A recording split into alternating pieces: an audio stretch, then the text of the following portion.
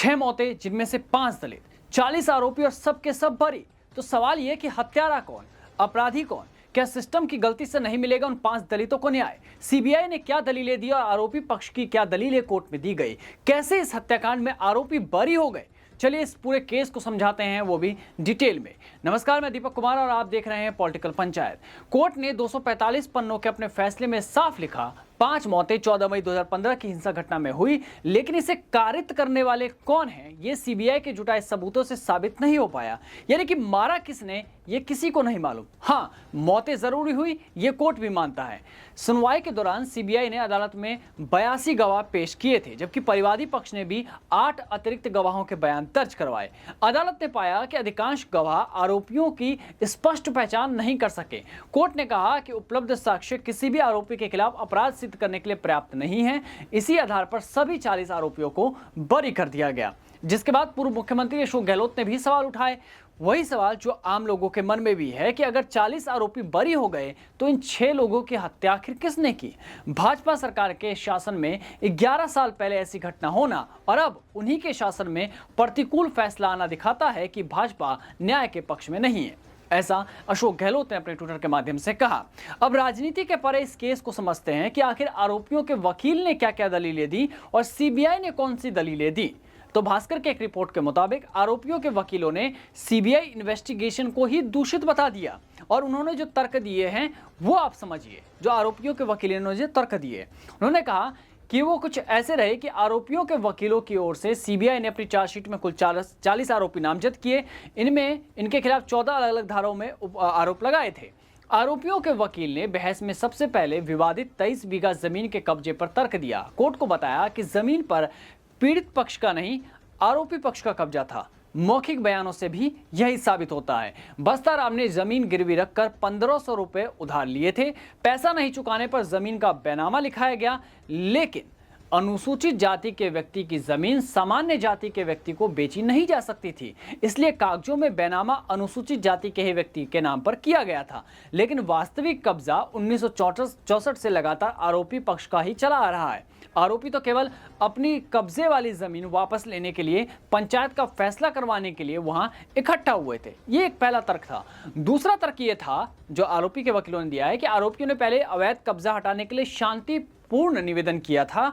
वहीं परिवादी पक्ष 10 मई 2015 को पंचायत में बुलाने पर भी नहीं गया। इसके बाद 14 मई 2015 को फिर से पंचायत के मकसद से ही गांव के लोग जमा हुए थे। यह कोई प्री प्लान्ड हमला नहीं था। दूसरी तरफ परिवादी पक्ष ने अन्य गांव से अपने कई रिश्तेदारों को इकट्ठा कर रखा था। उन हालात में दोनों समूहों के बीच अचानक से झगड़ा हो गया। ये वकील ने वहां पर तर्क दिए। तीसरा जो महत्वपूर्ण तर्क था इसके अंदर वो ये था कि पुलिस ने एफआईआर में केवल 6 व्यक्तियों को ही नामजद किया था। अगले दिन 13 नाम और जोड़े गए, जिसमें परिवादी पक्ष की जाति के भी 2 नाम शामिल थे और मुख्य गवाह ने स्वीकार किया कि उसने घबराहट में नाम लिखवाए थे। इसके बाद 40 आरोपी बनाए गए, जबकि उनकी कोई शिनाख्त परेड नहीं करवाई गई थी। एक ही गवाह के पुलिस, सीबीआई और कोर्ट के बयानों में बड़ा विरोधाभास नजर आया, यानी कि अंतर नजर आया। इनमें ऐसे व्यक्तियों को भी आरोपी बनाया गया जिनकी घटनास्थल पर उपस्थिति ही नहीं थी। पीड़ित पक्ष के गवाहों ने भी रामदेव सहित कुछ आरोपियों की घटनास्थल पर अनुपस्थिति कोर्ट ने स्वीकार भी की। अब इस पूरे मामले में चौथा तर्क जो रहा वो ये था कि सीबीआई टीम ये साबित करने में विफल रही कि किस व्यक्ति ने क्या क्राइम किया और घायल व्यक्ति भी हमलावरों की पहचान नहीं कर पाए। केवल पोस्टमार्टम रिपोर्ट के आधार पर अपराध साबित नहीं होते। 5 लोगों की हत्या के लिए आरोपी ही जिम्मेदार हैं, इसका भी कोई ठोस सबूत नहीं है। कुल मिलाकर कोर्ट के फैसले का सबसे अहम आधार जो था वो यही था कि मृतकों के सबसे करीबी परिजन भी ये नहीं बता सके कि हमला किस आरोपी ने किया था। जैसे कि पहला ये रहा कि मृतक रत्नाराम के दोनों बेटे और पत्नी किसी हमलावर की पहचान ही नहीं कर सके।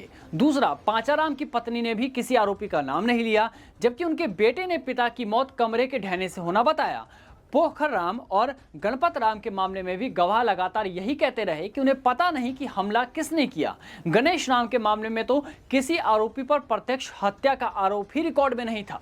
ऐसे में जब ये सब हुआ तो कोर्ट ने यह माना कि मौत तो हुई है, लेकिन किसी विशेष आरोपी से जोड़ना संभव नहीं है।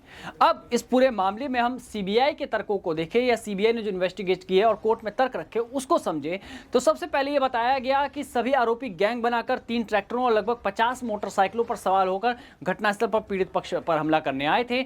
आरोपी वहां जानलेवा हथियार, लाठी, हॉकी, हैमर, धारदार हथियार और वाहन के साथ पहुंचे थे, मतलब पूरी तैयारी के साथ। और 149 भारतीय दंड संहिता के अनुसार जब यह साबित हो जाए कि हत्या के आरोपी अवैध भीड़ के सदस्य हैं और भीड़ द्वारा की गई घटना को मोटिव क्लियर हो जाए, तो उस भीड़ के अपराध में सभी सदस्य बराबर के दोषी हो जाते हैं। सभी का अलग अलग अपराध सिद्ध करना महत्वपूर्ण नहीं रह जाता। जबकि वकीलों ने जो तर्क दिया वो भी हमने आपको बताया कि कैसे पहले पंचायत में बुलाया गया था, वहां पर नहीं हुआ और उसके बाद पंचायत के लिए लोग इकट्ठे हुए। अब सीबीआई की तरफ से दूसरा तर्क यह दिया गया कि घायल गवाहों की घटनास्थल पर मौजूदगी उनके चोटों से ही साबित होती है।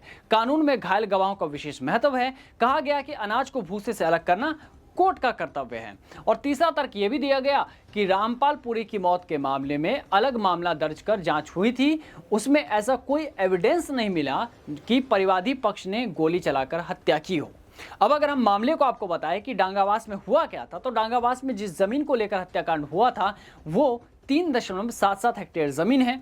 यह जमीन विवाद करीब 40 से 50 साल पुराना था। 14 मई 2015 को दोबारा पंचायत के बाद बड़ी संख्या में लोग ट्रैक्टर, पिकअप और मोटरसाइकिल से विवादित जमीन पर पहुंचे। उस समय रत्नाराम, पांचाराम, मुन्नाराम, अर्जुन राम, खेमराम, गणेश राम, किशन राम, पापुड़ी देवी, बिदामी देवी, शोभा देवी, भवरी देवी, सोनकी देवी सहित परिवार के कई सदस्य वहां मौजूद थे। आरोप था कि भीड़ ने मकान और झोपड़ी तक पहुंचकर हमला किया। ट्रैक्टर से निर्माण कार्य गिरा दिया गया और लोगों के साथ लाठी सरिया से मारपीट की गई। इस हमले में रत्नाराम मेघवाल, पोकर राम मेघवाल, पांचाराम मेघवाल, खेमाराम मेघवाल, गणपत राम मेघवाल और एक अन्य रामपाल गोसाई की मौत हो गई थी। अब 2015 में ये मौतें हुई और 2026 में जाकर न्यायालय का फैसला आया, लेकिन पीड़ित पक्ष इससे संतुष्ट नहीं है। अब वो हाईकोर्ट का रुख कर सकते हैं, लेकिन सवाल अभी तक यही बना हुआ है कि मौत हुई तो फिर जिम्मेदार कौन, अपराधी कौन, क्योंकि कोर्ट जनभावनाओं से नहीं सबूतों और गवाहों से चलता है।